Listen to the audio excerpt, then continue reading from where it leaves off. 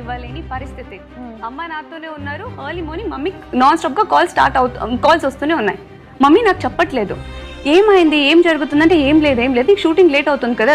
Recently నేను mummy is not telling, నేను అమ్మ నాకు ఎందుకు భయం వేస్తుంది, నువ్వు అబద్ధాలు చెప్తున్నావు చెప్పు అనగానే, వరి అవ్వకు నాన్నగారికి హాట్ స్ట్రోక్ అంట. నాకు అర్థం కాలేదు ఏం చేయాలో. అక్కడ షూట్ వాళ్ళు వెయిట్ చేస్తున్నారు, కింద వెహికల్ ఉంది, స్టాఫ్స్ వచ్చేసారు, అందరూ వచ్చేసారు. నేను పడిపోయాను. యాక్చువల్లీ నేను మమ్మీ ఏడవడానికి స్టార్ట్ చేశారు, నీకు ఇలా అవుతుందని నేను చెప్పలేదు, వరి అవ్వద్దు. తర్వాత నేను వీడియో కాల్లో మాట్లాడుతూ, బికాస్ అక్కడ ప్రొడ్యూసర్ ఇన్వెస్ట్ చేస్తున్నారు and at the same time నాకు నా ఫాదర్ ఇంపార్టెంట్.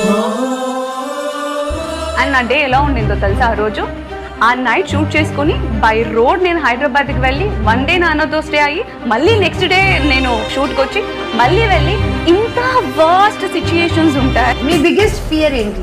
నా వల్ల ఎవరైనా హర్ట్ అవుతారా, నా వల్ల ఎవరైనా ఏమైనా అనుకుంటారా అని అనుకుని ఎక్కువ